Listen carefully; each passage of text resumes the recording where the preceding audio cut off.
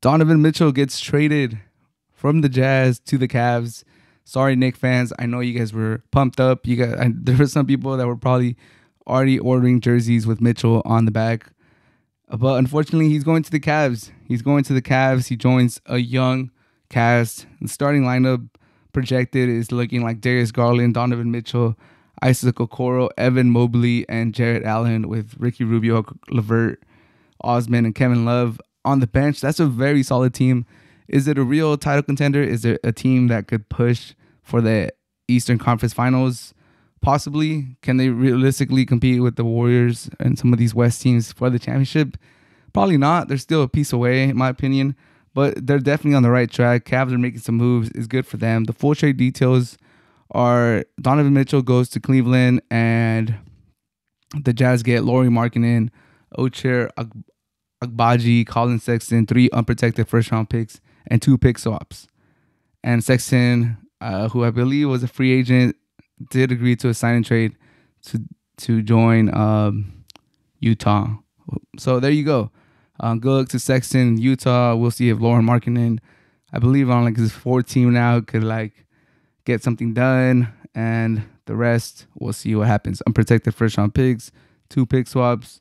Now the Jazz really have like a lot of stuff to work with. Like if you look at what they got for Donovan Mitchell and Rudy Gobert, you get Malik Beasley, THT, because they flipped Patrick Beverly, Stanley Johnson, Bamaro, Walker Kessler, Vanderbilt, Markkanen, Agbaji, Sexton, a 23 first round pick, a 25 first round picks, 2 2026 pick swaps, a 27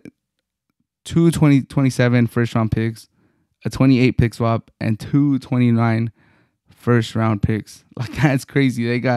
They basically after 2023 and then 2024.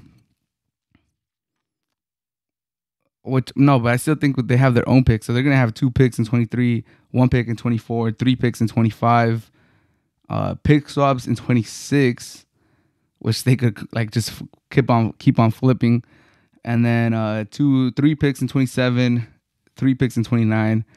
That's crazy. A lot of them have protections, but we'll see. This is crazy, man. The Jazz got a lot. And, that's Danny Ainge working his magic with the Jazz. We'll see if anything happens. We'll see if anything happens in the Jazz in the next few years. Like, this is a full rebuild. Like, this is not, like, no small rebuild. They blew the team up. But, like, we'll see how bad they are this year. But the future, they're running that OKC strategy. They're trying to build as many draft capital as you can and build through the draft, or just have enough picks where eventually one of these disgruntled stars is going to want out and you're going to have picks to trade for them. But yeah, we'll see how the Jazz approach works. I think they had to do this. I think this is the right things to do because Donovan Mitchell and Gobert were just not.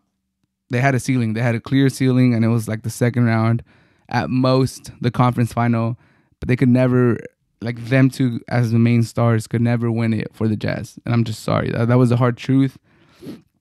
But yeah, so I think this is the right way. They had to do this.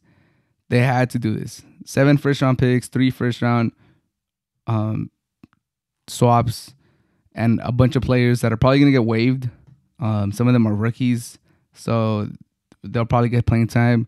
A lot of them might get waived. I'm looking at like Stanley Johnson, who did good with the Lakers, but he's probably one of those like on waive alert. Lauri Markkanen on his 3rd, 4th team. We'll see how they do. But I think the real question should shift to Cleveland. They should like Woj says, they had a 3-time All-Star, 3 years left, and they have Jarrett Allen, 2 other All-Stars, Darius Garland, Jarrett Allen, and a future All-Star in Evan Mobley. Like Evan Mobley is the truth. Like they could really have like 4 like really young players. Jarrett Allen, as far as like a center that's gonna play like defend the rim and play above the rim, be a good pick and roll player, he's probably one of the better ones. He's probably one of the elite ones. How important is that in today's NBA? just a big rim protecting pick and roll running center that could switch on people. We'll see. If he could develop a shot, then it'll be nasty. But like I said, I think I like their team. Their team looks good. Their team has a lot of potential. Like, as it stands right now, I don't think they are title contenders. But like I said, they are very young and they have a lot of potential. So if any of these players takes that step, and even Donovan Mitchell, I think, could still take another step. Like, he could improve his defense. He could have a more consistent three. Like, Donovan Mitchell by no means is a made player already. Like, he's great. He's a 3-time All-Star, and I love Donovan Mitchell, but he could definitely still get better, especially if they space the floor a little bit more for him, if they have more athletic players playing with him, and they have other people that can handle the ball. Like, it's not just always Donovan Mitchell. Like, the Cleveland Cavaliers could be a problem. They could definitely be a problem.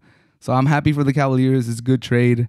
And like I said, as of today, because you never know if players are going to improve, they're going to stay stagnant. I don't think they're legit NBA Finals contenders. But like I said, like, who's to say Darius Garland and Jared Allen don't get better? Donovan Mitchell doesn't get better. Evan Mobley gets better. It's like, come on. Like, they could definitely take like a step forward. They're very young. And then boom, they're right there. As of right now, I got to see that improvement first. But we'll check back on this. For both sides. I think both sides are low-key legit winners. Like, for the Cavaliers, they get a proven all-star, proven star in the league who has done amazing stuff in the playoffs. Maybe not the last 2 seasons, but in the bubble, and I think the year before, he was like amazing in the playoffs. And they get someone to lead these rookies, and we'll see if any of these rookies end up, or not rookies, but younger players end up surpassing Donovan Mitchell and maybe taking that alpha role from him. And then we'll see how far they go. But overall, I think it's a good trade for both of them. The Jazz finally get something for Donovan Mitchell. They finally blow it up. We'll see what happens over there. And for Cleveland, I think they get a great player to lead these younger players. And we'll see how it goes. It's going to be fun. The East is definitely getting better. And I'm just excited for the season.